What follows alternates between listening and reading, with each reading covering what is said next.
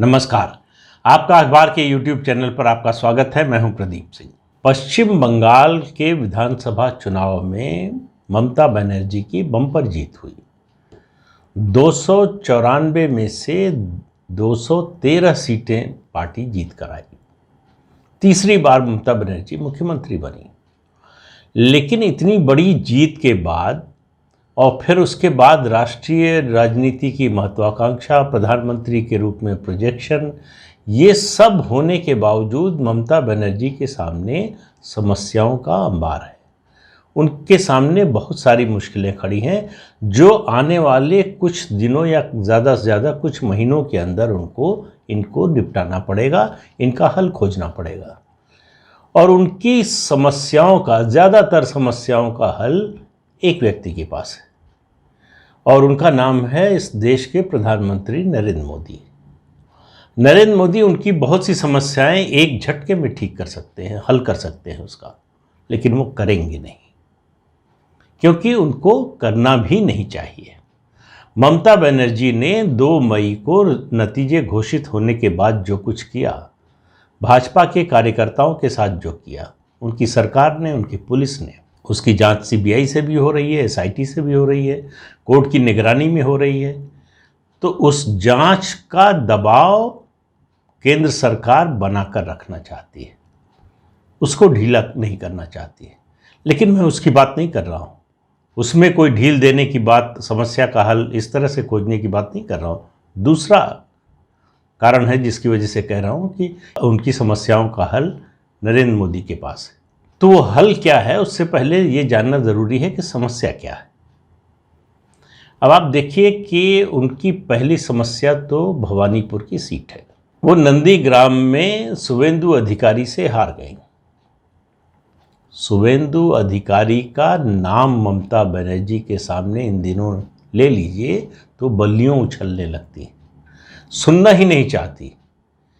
जिस पार्टी के नेता 213 सीटें विधानसभा में लेकर आई, तीसरी बार मुख्यमंत्री बनी, वो अपना विधानसभा का चुनाव हार गई। और उस चुनाव क्षेत्र से हारी जहां से उन्होंने आंदोलन शुरू किया था, जहां से उनका सफर सत्ता का शुरू हुआ था। तो उनके लिए वो सेटबैक जो है वो पूरी जीत को बेमज़ा करने वाला है। और उनके लिए साइकोलॉजिकल सेटबैक बहुत बड़ा है कि इतना दमखम, इतना सब कुछ जुझारूपन और सरकार का इतना समर्थन, नीतियों का, कार्यक्रमों का, पुलिस अपनी होने के बावजूद शुवेंदु अधिकारी ने ममता बनर्जी को कहा था कि जीतने नहीं देंगे, तो जीतने नहीं दिया। तो एक तो भवानीपुर सीट पर 30 सितंबर को मतदान होना है। ये सीट हालांकि पहले 2 बार जीत चुकी है ममता बनर्जी, उन्हीं की पार्टी के सदस्य जीते थे, उन्होंने खाली किए उनके लिए। तो यहाँ से जीत उनकी ज़्यादातर लोग मानते हैं कि बहुत मुश्किल नहीं है, लेकिन बहुत आसान भी नहीं है। लेकिन ये तो समस्या का एक हिस्सा है, इसमें प्रधानमंत्री कुछ नहीं कर सकते। वो मतलब ऐसा नहीं हो सकता कि बीजेपी से कहें कि चुनाव न लड़े, तो मैं वो सजेस्ट नहीं करने जा रहा हूँ, मतलब मेरा इशारा भी उस तरफ नहीं है। समस्या क्या है उनकी? समस्या उनकी है उनके 2 मंत्री, उनके वित्त मंत्री अशोक मित्रा, वो इस बार चुनाव नहीं लड़े। उनका स्वास्थ्य ठीक नहीं है, वो सार्वजनिक रूप से कहीं बाहर नहीं जा रहे। और 5 उनको मंत्री तो बना दिया, लेकिन विधानसभा की सदस्यता ज़रूरी है 6 महीने के अंदर। 5 नवंबर को वो मियाद ख़त्म हो जाएगी, तो उनके सामने इस्तीफ़ा देने के अलावा कोई रास्ता नहीं है। उसके अलावा वो बाई इलेक्शन भी नहीं लड़ना चाहते, तो वो अब रिटायर होना चाहते हैं। तो ममता बनर्जी को एक अदद वित्त मंत्री की ज़रूरत है। अभी जीएसटी काउंसिल की बैठक हुई तो ममता बनर्जी ने उसमें अपनी एक मंत्री चंद्रिमा भट्टाचार्य को भेजा, वो शहरी विकास मंत्री हैं, उनको भेजा गया अशोक मित्रा की जगह पे। लेकिन आप सोचिए कि 213 विधायक हों जिसके पास, 4 बीजेपी से टूटकर आ चुके हैं, इसके 217 विधायकों की जो पार्टी हो, उसके पास वित्त मंत्री बनाने के लिए एक भी विधायक नहीं है। तो क्या करें ममता बनर्जी? उनकी नज़र है अशोक लाहिड़ी पर। जो बहुत अच्छे और नामी गिरामी अर्थशास्त्री हैं। भारतीय जनता पार्टी ने उनको टिकट दिया, पहली बार राजनीति में उतरे, चुनाव जीत गए। इस समय भाजपा के विधायक हैं। ममता बनर्जी की नज़र उन पर है और पिछले 3-4 महीने से लगातार वो कोशिश कर रही हैं कि किसी तरह से अशोक लाहिड़ी भाजपा को छोड़कर उनके साथ आ जाए। वो उनको वित्त मंत्री बनाना चाहती हैं। लेकिन ये भी समस्या जो है, इसका एक ही हिस्सा है जो समस्या मोदी हम कह रहे हैं हल कर सकते हैं ममता बनर्जी की, उसका एक हिस्सा है। वो अशोक लाहिड़ी को टीएमसी में नहीं भेज सकते, न भेजेंगे, तो वो अलग मामला है। तो ममता बनर्जी की तमाम कोशिशों के बावजूद अभी वो समस्या हल नहीं हो पा रही। उनकी दूसरी समस्या है उनके विधायक और मंत्री साधना पांडे, जो गंभीर रूप से बीमार हैं और इस समय मुंबई में उनका इलाज चल रहा है। उनको ममता बनर्जी ने मिनिस्टर विदाउट पोर्टफोलियो बना दिया, उनका विभाग दूसरे मंत्री को दे दिया। अब वो राजनीतिक रूप से सक्रिय नहीं रहना चाहती, तो जाहिर है उनको विधानसभा से इस्तीफा देना पड़ेगा, और विधानसभा से इस्तीफा देना पड़ेगा तो उसके लिए बाई इलेक्शन होगा। और आपको पता है कि बाबुल सुप्रियो बीजेपी छोड़कर तृणमूल कांग्रेस में चले गए। अभी पिछले दिनों उनकी मुलाकात ममता बनर्जी से हुई। ममता बनर्जी ने उनको आश्वासन दिया है कि उनको राज्य में मंत्री बनाएंगी, क्योंकि बाबुल सुप्रियो ऐसे जीव हैं जो बिना मंत्री बने, बिना पद के रह ही नहीं सकते। आप देखिए कि भारतीय जनता पार्टी की सदस्यता ग्रहण करने से पहले ही 2014 में उनको आश्वासन मिल गया था टिकट का। ऐसे बहुत बिरले होते हैं राजनीति में। उनको टिकट मिल गया, पार्टी ने उनके लिए मेहनत की, पहली बार राजनीति में आए थे, उनको चुनाव जिता दिया, चुनाव जीत गए तो केंद्र में मंत्री बना दिया। 2019 में फिर जो है चुनाव लड़ाया, फिर जीते, फिर मंत्री बनाया। 2021 में उनको विधानसभा चुनाव लड़ाया, हार गए, विधानसभा का चुनाव नहीं जीत पाए। 2019 के बाद 2 साल तक उनको मंत्री बनाए रखा। अभी हाल में जो पुनर्गठन हुआ है केंद्रीय मंत्रिमंडल का, उसमें उनको मंत्री पद से हटा दिया गया। तो उनको लगा कि ये कैसे हो सकता है, मेरा तो राजनीति में आगमन ही मंत्री बनने के लिए हुआ है, तो बिना मंत्री बने मैं कैसे रह सकता हूँ।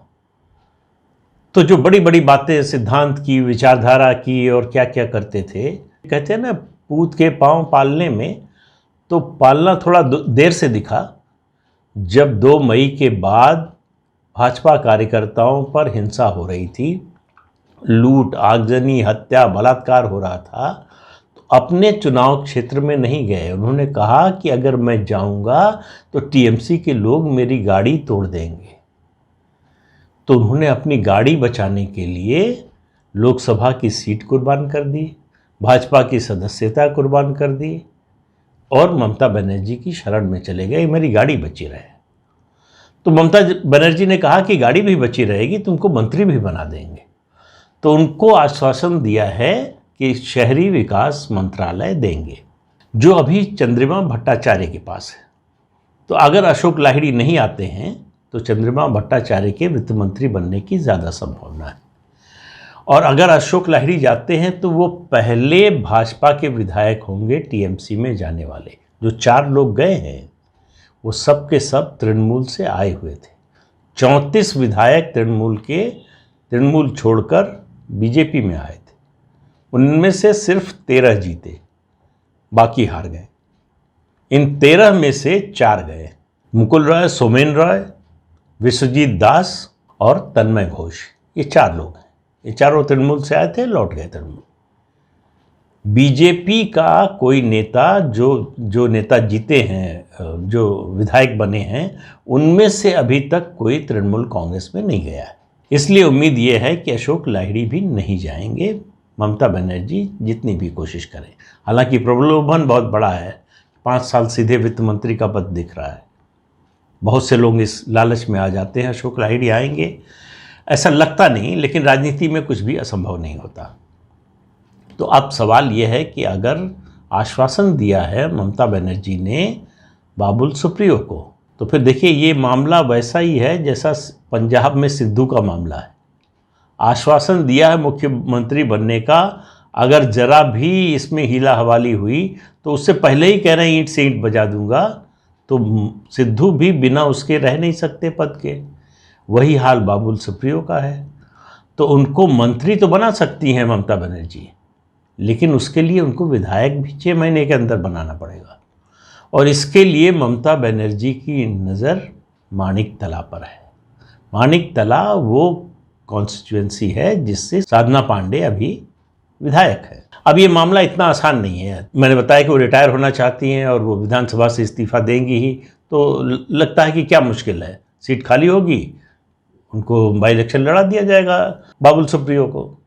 लेकिन मामला इतना आसान नहीं है, ये ममता बनर्जी को भी मालूम है। क्यों? क्योंकि उनकी बेटी श्रेया पांडे उनके चुनाव क्षेत्र में लगातार सक्रिय है। वो पहले फिल्मों में कुछ समय काम किया, ज़्यादा वहाँ काम चला नहीं, उसके बाद सोशल वर्क करती है। उनकी जो सोशल मीडिया की प्रोफाइल है उसके हिसाब से वो सोशल वर्कर है, और वो दिन रात अपनी माँ के चुनाव क्षेत्र में काम करती हैं। और उस परिवार का वहाँ बहुत प्रभाव है। कई टर्म की एमएलए रह चुकी हैं साधना पांडे। तो ऐसे में उनके परिवार की उपेक्षा करके किसी बाहरी को वहाँ से चुनाव लड़ाना आसान नहीं होगा। एक अनार 100 बीमार वाली स्थिति है। इस सीट पर नज़र पूर्व राज्यसभा सदस्य कुणाल घोष की भी है। वो राज्यसभा में थे, बाद में इस्तीफा देना पड़ा उनको। वो शारदा घोटाले में गिरफ्तार हो चुके हैं, तब से उनका रिहेबिलिटेशन होना है, उनको फिर से जो है पुनर्स्थापित करना है ममता बनर्जी को। तो उनको कहाँ से लड़ाएंगे? उनको भी मंत्री बनाया जाना है, मंत्री नहीं तो कम से कम विधायक बनाया जाना है। तो ये समस्याएं ममता बनर्जी की दिन पर दिन बढ़ रही हैं। अभी 30 सितंबर को 3 सीटों के लिए उपचुनाव हो रहे हैं। 3 सीटों में एक भवानीपुर जो उन्होंने अपने विधायक से इस्तीफा दे के खाली कराई। 2 सीटें खाली हुई हैं भाजपा के 2 सांसदों, नीतीश प्रामाणिक और जगन्नाथ सरकार। ये 2 सांसद हैं, विधानसभा का चुनाव लड़े थे, चुनाव जीत गए, लेकिन अब उन्होंने लोकसभा की सीट को बरकरार रखने का फैसला किया है, वहाँ से इस्तीफा नहीं दिया है, विधानसभा से इस्तीफा दे दिया है। तो ये 3 होना कायदे से 7 सीटों के लिए चाहिए था। जो बीजेपी छोड़कर 4 लोग गए, खासतौर से मुकुल रॉय का तो केस ऐसा है कि मुझे नहीं याद है भारत के संसदीय जनतंत्र में ऐसा पहले कभी हुआ कि एक व्यक्ति जिस पार्टी से चुन कर आया वो पार्टी छोड़ दी। कायदे से उन्हें पार्टी छोड़ने के साथ ही विधानसभा से इस्तीफा देना चाहिए था, उन्होंने नहीं दिया। चलिए आप 6 महीने तक ऐसा कर सकते हैं, या जब तक कार्रवाई नहीं करती है पार्टी आपकी सदस्यता रद्द करने की, लेकिन उसके लिए भी स्पीकर के मदद की ज़रूरत होती है, बिना उसके बड़ा मुश्किल होता है। तो बीजेपी के सामने सवाल है कि इन 4 के खिलाफ कोर्ट जाए अगर इस्तीफा नहीं देते हैं। लेकिन इस्तीफा देना नहीं देना तो एक अलग बात है। जो ममता बनर्जी ने किया है कि मुकुल रॉय को, जो बीजेपी के विधायक थे और बीजेपी छोड़कर तृणमूल कांग्रेस में आ गए, उनको पीएसी जो पब्लिक अकाउंट्स कमेटी होती है हाउस की, सदन की, वो विधानसभा की, उसका चेयरमैन बना दिया है। भारत में जब से संविधान बना है ये परंपरा है कि पब्लिक अकाउंट्स कमेटी विधानसभा की हो या लोकसभा की, उसका चेयरमैन हमेशा विपक्ष का नेता होता है, विपक्षी दल का कोई नेता होता है। ये पहली बार इस तरह की घटना हो रही है कि एक ऐसे व्यक्ति को जो न केवल विपक्षी दल का नहीं है, सत्तारूढ़ दल का है, बल्कि वो विधायक होने के योग्य भी नहीं है। और ये पीएससी की चेयरमैनशिप में वो 6 महीने वाला नियम नहीं चलता कि आप विधायक नहीं हैं तब भी 6 महीने के लिए जो है पीएससी के चेयरमैन बन सकते हैं। आपका सदस्य होना ज़रूरी है। तो नैतिकता की तो बात ही नहीं करनी चाहिए, खासतौर से पश्चिम बंगाल में जब कानून व्यवस्था की कोई बात नहीं है तो नैतिकता की कहाँ से बात होगी। समस्या अगली है उनकी राज्य के राज्यपाल, जिनका लगातार दबाव। आप देखिए चुनाव के दौरान भी जब हिंसा हो रही थी तब भी, शपथ ग्रहण के दिन भी उन्होंने बोला, वो ममता बनर्जी को इरिटेट करता है बार बार। उनको लगता है कि केंद्र ने हमारे पीछे लगा रखा है इनको। तो उनकी एक समस्या ये भी है। अब मैं कह रहा था कि इन समस्याओं का ज़्यादातर हल प्रधानमंत्री नरेंद्र मोदी के पास है। तो मैं क्यों कह रहा था, अब आप देखिए, अशोक लाहिड़ी मान लीजिए कि अगर जाते हैं तो उनको विधानसभा का चुनाव लड़ाना होगा, बाबुल सुप्रियो को लड़ाना है, इसके अलावा कुणाल घोष को लड़ाना है, इसके अलावा भी जिनको मंत्री बनाना चाहेंगी जो विधानसभा के सदस्य नहीं हैं, मंत्री बनाने के लिए उनको विधानसभा का सदस्य बनाना पड़ेगा। ये सब समस्याएं ममता बनर्जी की हल हो सकती हैं अगर विधानसभा से पास प्रस्ताव, जो पिछली विधानसभा में ही पास हो गया था, उसके आधार पर केंद्र सरकार मंजूरी दे दे पश्चिम बंगाल में विधान परिषद बनाने की। तो विधान परिषद बनाने की मंजूरी अगर केंद्र सरकार दे दे तो हो सकता है बीजेपी से तृणमूल कांग्रेस में जाने वाले विधायकों की लाइन लग जाए, क्योंकि वहाँ विधान परिषद में उनको चुनवाना आसान है, ममता बनर्जी के लिए संभव है। और ये जितनी समस्याएं हैं, चाहे वित्त मंत्री की हो, चाहे बाकी जो बाबुल सुप्रियो या दूसरे लोगों को मंत्री बनाना है, वो सब आसान हो जाएगी। विधान परिषद के सदस्य होकर मंत्री बन सकते हैं आराम से। लेकिन ममता बनर्जी को मालूम है कि उनकी इस समस्या का हल जो है वो प्रधानमंत्री नहीं करने वाले, और जो उन्होंने किया है उसके बाद तो बिल्कुल ही नहीं हो सकता है। जो उन्होंने भाजपा के कार्यकर्ताओं के साथ किया, जो वहाँ आम लोगों के साथ, और मैं फिर कह रहा हूँ, पहले भी एक वीडियो में कहा था कि ये सारे अत्याचार चुन चुन कर सिर्फ हिंदुओं के खिलाफ हुए हैं। मानवाधिकार आयोग की रिपोर्ट देखिए आप, कोर्ट में जो रिपोर्ट पेश की गई है, सीबीआई ने जो एफआईआर की है जिन मामलों में, उन सब में देख लीजिए। तो ममता बनर्जी का इरादा बड़ा खतरनाक है। तो ममता बनर्जी आग से खेल रही हैं। वो जो राजनीति कर रही हैं वो न तो उनके प्रदेश के हित में है, न तो देश के हित में है। लेकिन वो, उनको लगता है कि इसी राजनीति के सहारे वो आगे बढ़ सकती है। उनकी जो राष्ट्रीय राजनीति की महत्वाकांक्षा है, उनको लगता है कि अगर देश भर के मुसलमान उनके साथ होंगे तो उनके लिए आगे बढ़ना आसान हो जाएगा। अगर ये विपक्षी दलों में ये बात चली जाए कि जहां ममता बनर्जी होंगी वहां मुस्लिम वोट आएगा, तो उनके लिए आसानी हो जाएगी विपक्षी दलों की किसी संभावित एकता, जो मेरे हिसाब से नहीं होने वाली है, उसकी नेता बनने के लिए। लेकिन अभी जो उनकी समस्याएं हैं वो हल होती हुई नहीं दिख रही हैं। लेकिन अगर मान लीजिए, मैं कह रहा हूँ, सिर्फ मानने को कह रहा हूँ, कोई उस तथ्य नहीं बता रहा हूँ, मान लीजिए भवानीपुर हार जाती हैं ममता बनर्जी, फिर क्या होगा? फिर पश्चिम बंगाल की राजनीति में भूचाल जैसा आएगा। और मैं आपसे फिर कह रहा हूँ कि ममता बनर्जी की अभी कम से कम लग रहा है कि जीत अगर होगी तो बहुत बड़ी नहीं होने वाली है। उस विधानसभा क्षेत्र का जो कॉन्स्टिट्यूशन है, जिस तरह की संरचना है उसकी, उसमें ममता बनर्जी के लिए मुश्किल होगा। लेकिन सवाल ये है कि उसको प्रेस्टीज इशू बीजेपी उस तरह से नहीं बनाएगी जिस तरह से कांग्रेस ऐसे मामलों में बनाती है। वो इसलिए कह रहा हूँ कि मुझे नहीं लगता कि गृह मंत्री या प्रधानमंत्री चुनाव प्रचार के लिए इस बाई इलेक्शन में जाएंगे। मैंने पहले भी बताया था, इंदिरा गांधी एक विधानसभा सीट के लिए, के उपचुनाव के लिए चुनाव प्रचार करने गई। उत्तर प्रदेश की गोरखपुर की मणिराम की सीट थी। तो वहाँ उनके लिए जीत ही एकमात्र जो है वो क्राइटेरिया था। इससे मतलब नहीं था कि प्रधानमंत्री एक विधानसभा के बाई इलेक्शन में जा रहे हैं। तब भी जीतने के लिए उनको दूसरे धत्कर्म कराने पड़े, वरना उनके चुनाव प्रचार के बाद भी न जीत पाती शायद कांग्रेस। तो यहाँ भवानीपुर में क्या होगा, ये बहुत कुछ शुवेंदु अधिकारी की रणनीति पर निर्भर करेगा। शुवेंदु अधिकारी के रूप में आखिरकार बीजेपी को एक ज़मीन का नेता मिल गया है, जिसका जनाधार है, जिसके साथ उम्र है, और जो बीजेपी की विचारधारा से इन कुछ महीनों में ही घुल मिल गया है। तो कभी शुवेंदु अधिकारी के बारे में भी कोई वीडियो बनाऊंगा तो उसमें विस्तार से उनके बारे में बताऊंगा। लेकिन अभी इतना ही कह सकता हूं कि शुवेंदु अधिकारी क्या नंदीग्राम को भवानीपुर में दोहरा पाएंगे? बहुत कठिन है। वो खुद चुनाव लड़ रहे थे, वहाँ उन्होंने बड़ा काम किया था, ज़मीन पर काम किया था। यहाँ ममता बनर्जी का घर है उसी चुनाव क्षेत्र में, बचपन से लोग जानते हैं उनको। लेकिन राजनीति में कुछ भी असंभव नहीं होता और संभावना का द्वार हमेशा खुला रहता है। तो जब तक ममता बनर्जी जीत नहीं जाती तब तक ये इस पर विचार करने में कोई हर्ज नहीं है कि वो हार भी सकती हैं। हारेंगी इस पर मुझे भी शक है कि वो चुनाव हार जाएंगी। हालांकि मैंने अभी बताया कि उत्तर प्रदेश में ऐसा हो चुका है कि sitting chief minister by election हार चुका है, तो ये कोई अनहोनी नहीं होगी।